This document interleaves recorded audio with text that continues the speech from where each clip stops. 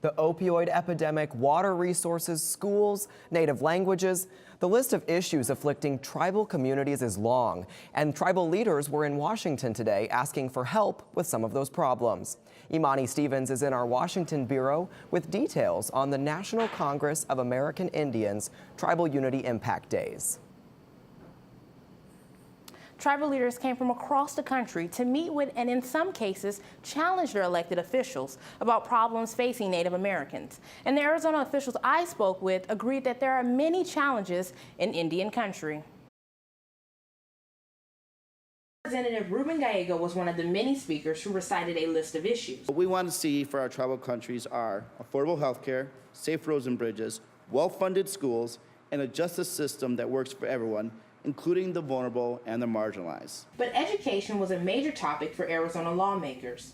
Representative David Schweiker said the problems facing tribal schools are appalling and unacceptable.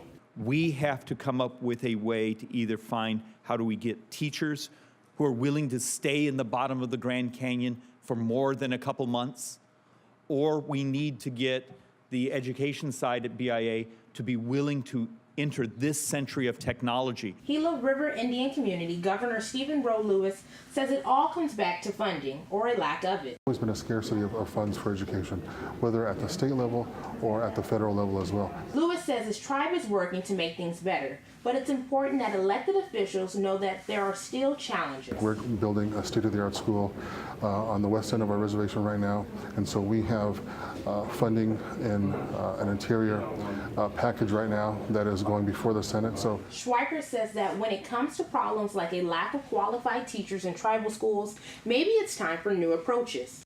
But maybe the way we've been approaching it, it's time for a technology revolution. Lewis said that it's important for members of Congress to hear firsthand about the problems that tribal citizens have to deal with day in and day out. that's why it's so important that tribal leaders weigh in on these impact days when you have access to senators and congressmen.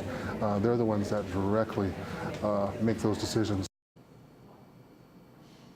Representatives who spoke to the group today said they've done their part, pointing to a list of 14 bills on Indian affairs that have passed the Senate and are awaiting action in the House. The Tribal Unity Days continue tomorrow. In Washington, Imani Stevens, Cronkite News.